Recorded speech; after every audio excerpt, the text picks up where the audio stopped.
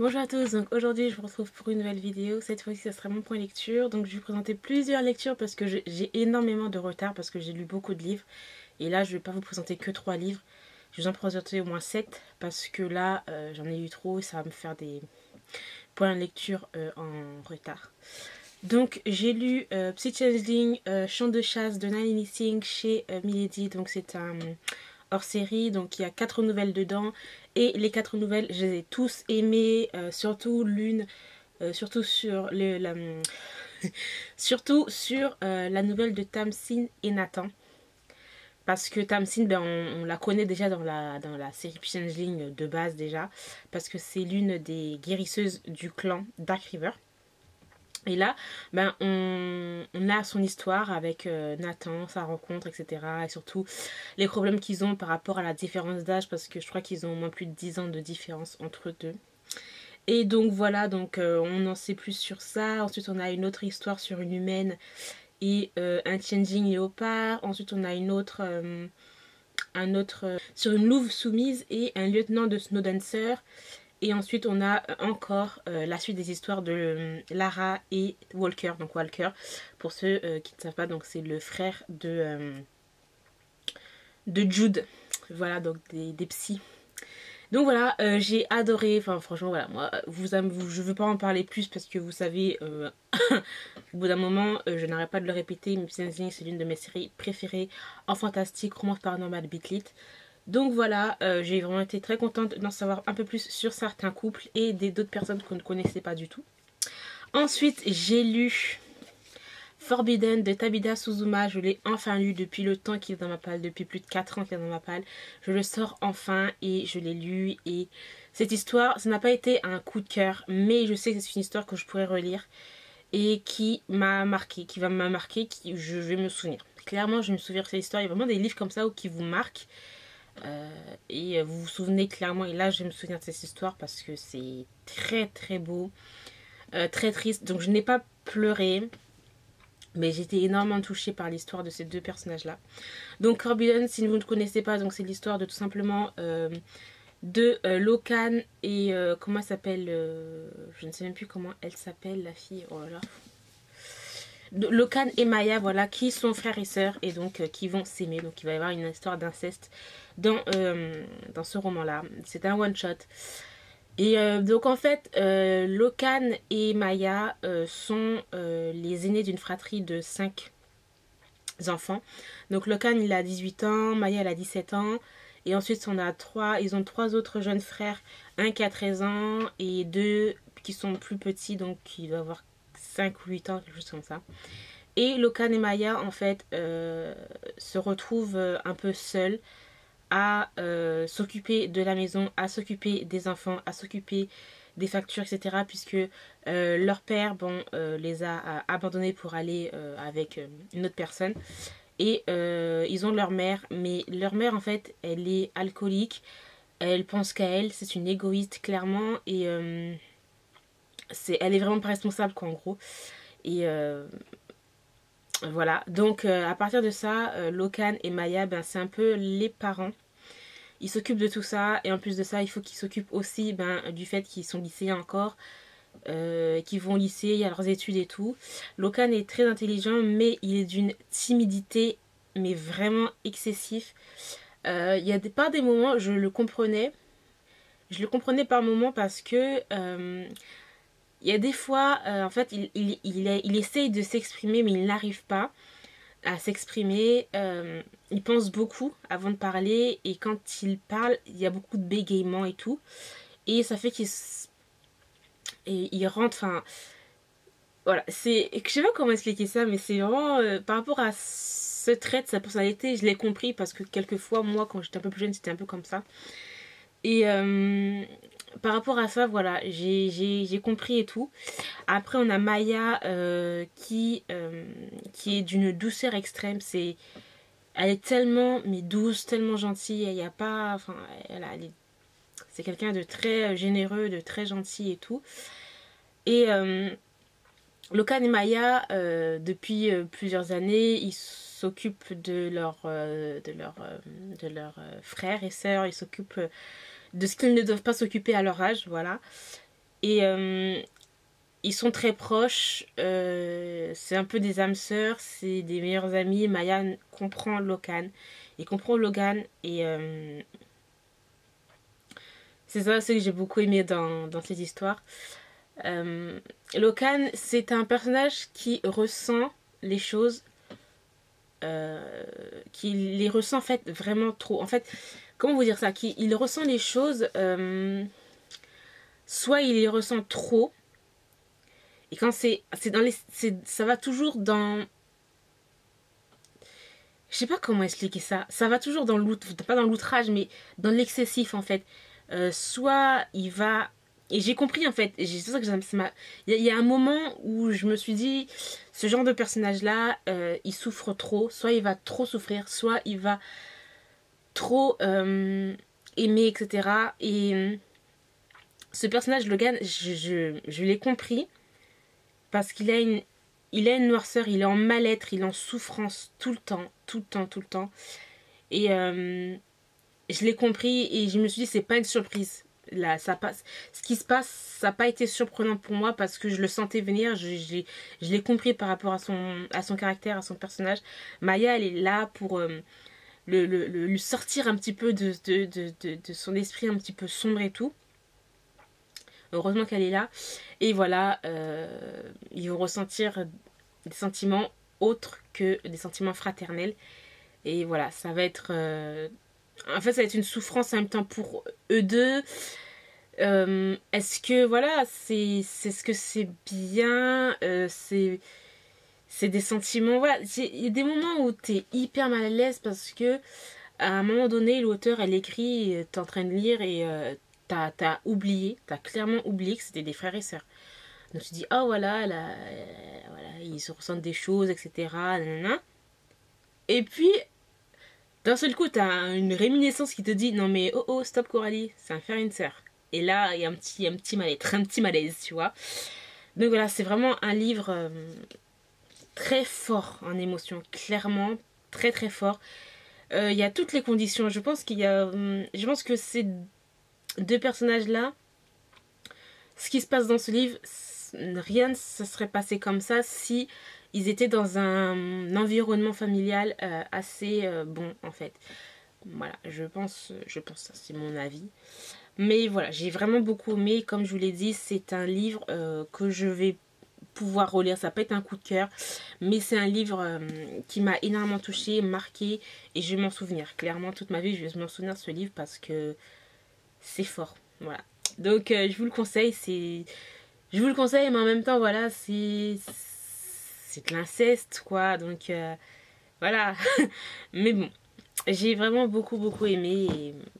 Et je vous le conseille de le lire. Après, il faut avoir un esprit ouvert. Voilà. Ensuite, j'ai lu une autre lecture VO. Et c'est Six of Crow de Leigh Bardugo. Donc, lecture VO, donc ça a pris beaucoup plus de temps à le lire. En plus de ça, je n'étais pas vraiment à fond dans l'univers. Et je me suis demandé, est-ce qu'il fallait pas que je lise la saga Grisha avant de lire Six of Crow? Parce que tu ouvres le livre, tu le lis, et l'auteur, elle te met, t'es direct dans l'ambiance en fait. Il y a un moment donné, il faut que tu sais pas qui est qui, pourquoi ces gens-là sont esclaves, pourquoi eux, ils ont de la... Ils peuvent... comment dire ça, pourquoi ces gens-là ont des pouvoirs, pourquoi c'est comme ça, pourquoi... Moi j'étais comme ça, pour mes premières lectures, les premières pages que j'ai lues, j'étais très très perdue. En fait je savais pas exactement qui était qui, les castes, etc. Je comprenais vraiment pas, et je me suis demandé s'il fallait pas que je lise Grisha avant, parce qu'on parle des Grisha, enfin, c'est encore un autre peuple on va dire, qu'on nous présente dans ce livre, mais c'est pas centré sur eux. Et je me demandais s'il fallait vraiment pas que je lise ça avant, parce que j'étais vraiment je comprenais rien. Clairement, je comprenais rien. Mais ensuite, après, c'est passé. J'ai adoré le personnage de Kaz. C'est vraiment un personnage à lui tout seul. Et j'ai adoré le personnage de Inej. C'est une série qui se termine en 2 tomes. J'ai très hâte de lire la suite. Ce que j'ai beaucoup aimé dans ce livre-là, en fait, c'est qu'il y a une alternance de différents personnages. Et c'est juste génial en fait à lire ça. Ça avance l'histoire, c'est très... Bon après c'est en VO, mais si je l'avais lu en français, je pense que ça aurait été très dynamique. Après on a une ambiance un petit peu du style un peu Tim Burton, Dark Shadow, etc. Voilà. Une ambiance un petit peu vieux, marais, un truc dans le genre que j'ai vraiment beaucoup aimé. Mais voilà, donc en gros c'est l'histoire de Kaz, voilà, qui va vouloir entrer dans... Comment c'est le High Scout, donc le palais de glace, voilà. Ouais, je pense que c'est comme ça que ça se traduit. Il va vouloir rentrer dans le palais de glace pour dérober quelque chose. Et il aura besoin en fait de l'aide de 5 autres personnages. Et voilà, donc c'est juste trop bien. Les autres personnages sont vraiment trop... Enfin, c'était vraiment très bien. Donc voilà, j'ai plus qu'à lire le deuxième tome. Mais je pense que je me lirai la série Grisha quand même. Parce que il y a quand même quelques petits points qui m'ont... Enfin, c'était pas clair en fait pour moi. Donc voilà. Mais vraiment très bien, très original. Et j'ai adoré ces personnages qui ne sont pas lisses en fait. Voilà, ils ont des défauts et c'est ce qui rend le roman encore meilleur. Donc voilà pour ça. Voilà, c'était hyper lourd et je me suis fait mal aux mains. Donc ensuite j'ai lu, alors en e-book, j'ai lu 2 e-books. Alors j'ai lu Black Feeling de Mogadar, donc c'est chez Fixia. Que j'ai acheté en e-book, que j'ai lu en e-book et je ne sais pas censée le lire mais je l'ai vu tourner beaucoup sur Instagram et j'ai complètement adoré. Donc si j'avais une note à mettre, j'aurais mis 4,5 sur 5 parce que c'est un roman fort aussi en émotion. Donc en fait c'est l'histoire de... Je ne sais même plus comment elle s'appelle la fille, je suis sérieuse ou quoi? Donc en fait c'est l'histoire de Mandy qui, on va dire en 2017, est une professeure...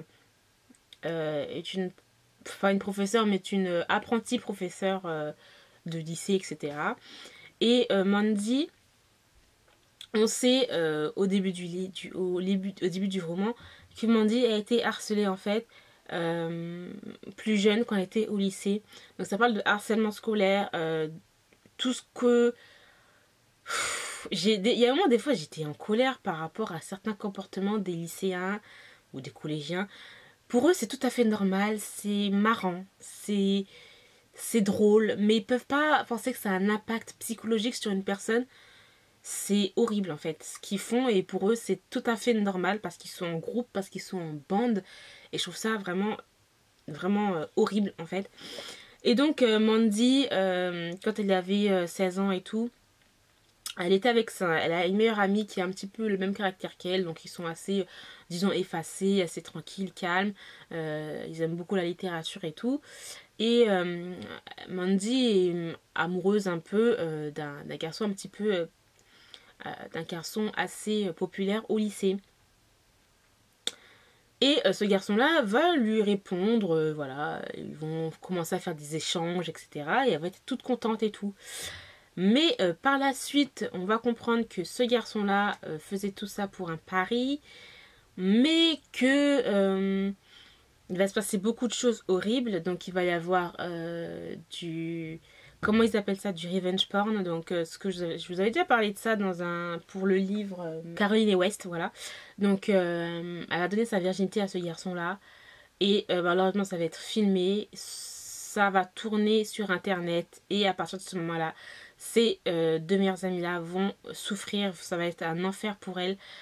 Voilà, donc il va y avoir du harcèlement sexuel, enfin ça va être juste horrible pour ces deux jeunes filles là. Il va se passer un événement encore plus horrible et Mandy à partir de ce moment là va changer et elle va vouloir en fait elle a vraiment changé, elle est plus la petite Mandy timide etc comme d'habitude, enfin la petite Amandine de son vrai prénom. Elle va changer son nom en Mandy. Elle va aller dans un nouveau lycée pour être un peu stagiaire, apprentie, professeur et tout. Et son tuteur, ça va être l'un de ses bourreaux. Et à partir de ce moment-là, Mandy va vouloir se venger. Et là, on est dans une intrigue du... voilà tout ce qu'on peut faire pour... la vengeance, etc.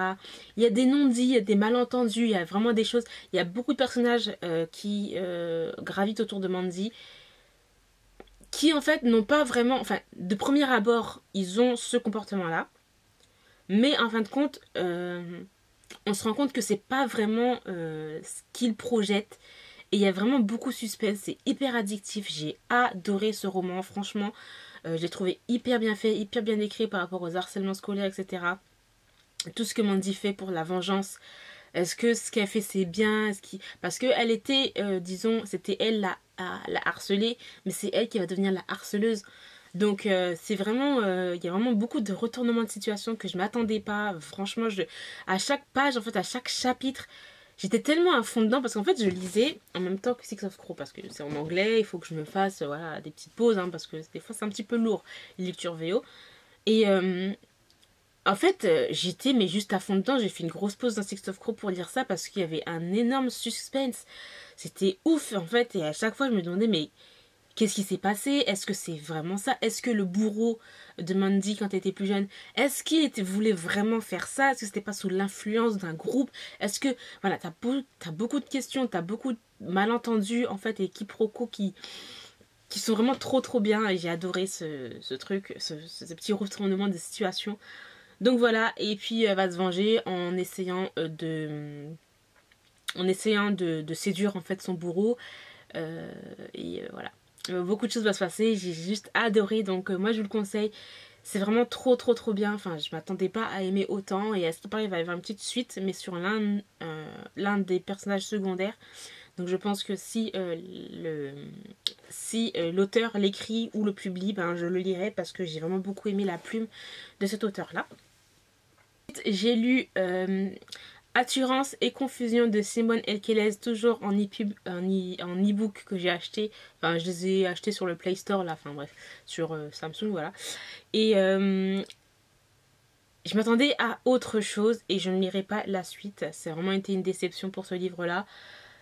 Pourtant, Simone Elkeles, j'ai adoré, ben, je crois que c'est sa seule série que j'ai adoré, donc c'est les Fuerfuentes, donc Irrésistible Alchimie, etc. Je les ai même gardées encore. Parce que c'est vraiment une série que j'avais vraiment beaucoup aimée. Mais je crois que c'est l'une des seules séries que j'aime beaucoup de cet auteur. Donc pour Attirance et Confusion, donc en fait c'est l'histoire d'une... Oh, je ne sais même plus comment elle s'appelle, sérieux. Donc en fait c'est l'histoire de Ashtin qui est lycéenne et qui travaille... J'aurais dit rugby, mais en fait c'est football américain. Donc c'est l'une des capitaines de football américain de son lycée et tout. Et Ashtin c'est une fille. Donc c'est la seule fille, voilà. Et elle est entourée de garçons et tout. Ashtin est très jolie et tout, mais voilà, ça, par rapport à sa famille, il y a quand même quelque chose, enfin, il y a des choses qui se sont passées, voilà, sa mère qui s'est abandonnée, son père qui n'est plus très présent et tout. Et on va avoir Derek qui va être transféré. En fait, il était dans un lycée et Derek, il a fait... une sorte de grosse blague à la fin d'une cérémonie. Malheureusement, cette blague-là, les directeurs, les conseillers, etc. N'ont vraiment pas bien pris cette petite blague. Et ils ont décidé de le virer. Derek, donc, il a une belle-mère qui a 25 ans. Son père est officier dans la marine. Donc, on le voit pas trop souvent. Et en fait compte il va suivre sa belle-mère qui va aller dans une autre ville et il se trouve que sa belle-mère en fait c'est la sœur de Ashtin, c'est la grande sœur de Ashtin. Donc voilà, ces deux-là vont se rencontrer et voilà, donc en gros c'est ça l'histoire. J'ai été énormément déçue, donc c'est du young adulte qui m'a vraiment fait lever les yeux au ciel. Je suis plus dans le mood des lycéens, tout ça, qui ne se disent pas ce qu'ils veulent, etc. Voilà, des 100 pages sur un truc de je l'aime, je l'aime pas, je l'aime pas, je serai pas avec lui. Écoute, moi c'est bon, ce genre d'histoire, ça me saoule clairement. Les rivalités toutes pourrites là, enfin bref. Bon, c'est lycéen, voilà, tout simplement. Ça m'intéressait clairement pas. Et pourtant, quand ce livre-là sortait, il y avait quand même de bons avis. Mais voilà, je pense que j'aurais dû peut-être le lire avant, quelques années avant, parce que pour moi, c'est plus du tout de mon âge, on va dire. J'ai bien aimé aussi le fait qu'on on est dans un univers de football américain. C'est plutôt ça qui m'avait en fait attiré, c'était que le fait que on avait une jeune femme, la seule jeune femme de l'équipe de football américain, et elle était le capitaine et tout, donc voilà, c'était plutôt pas mal. On m'avait vendu ça plutôt bien, voilà, on m'a dit ouais, c'est un bon petit truc. Et puis en fin de compte, au début c'était pas mal, mais après, même pas avant la moitié du livre, j'ai été vraiment saoulée en fait des comportements puérils, en fait, clairement c'est des comportements puérils de certains personnages et tout, et voilà, ça l'a vraiment pas fait avec moi, donc c'est pour ça que pour moi j'ai été déçue, je m'attendais à autre chose. Et voilà, je crois que c'est ma plus grosse déception de cet auteur-là, hein, clairement. De l'autre auteur, il y avait aussi Paradise que j'ai lu. J'ai adoré le premier tome, mais par contre le deuxième tome, enfin ça sert à rien qu'il y ait un deuxième tome pour moi. Mais enfin bref, voilà, j'ai été déçue. Bon après, hein, c'est pas grave, je l'avais lu en e-book. Heureusement que j'ai pas acheté le livre au prix fort, voilà. Et ensuite, pour terminer ce point de lecture, donc j'ai lu Adrienne English, donc le troisième tome, Le Diable au corps de Josh Lennon chez les éditions MXM Bookmark dans leur collection de mystères. Donc c'est un MM, policier, thriller, suspense que j'aime toujours autant. Par contre, voilà, j'ai trouvé ce troisième tome un petit peu lent. J'allais dire les trucs. Comment ça s'appelle, les enquêtes, voilà, les enquêtes, bah, j'aime bien, mais quand il y en a trop c'est bon quoi, je veux savoir un peu plus en fait sur la relation des deux personnages principaux, voilà, c'est ça qui m'intéresse, on va dire, le plus. Et bon voilà, il y avait beaucoup d'enquêtes, ça traînait en longueur, c'est voilà. À part ça, j'aime toujours autant le caractère de Adrienne, franchement, de Adrien, je sais pas comment on dit, qui est vraiment très très très, enfin j'adore. Il a un humour british, english, ironique, tout ça que j'aime beaucoup. Voilà, donc moi j'ai le tome 4 et 5 à lire. C'est une série quand même bien, mais je pense, voilà, je pense que voilà, quand t'as une série de plus de 3 tomes, il y a un moment donné où t'as des tomes qui sont un peu moins bons que les autres. Bon, pour moi, ce troisième tome-là était moins bon que les autres, même si j'ai beaucoup aimé le roman en général. Donc voilà pour ça. Donc j'ai terminé pour ce point lecture, j'espère qu'il vous aura plu, je vous remercie de l'avoir regardé jusqu'au bout et puis moi je vous retrouve très très bientôt dans une nouvelle vidéo. Bye.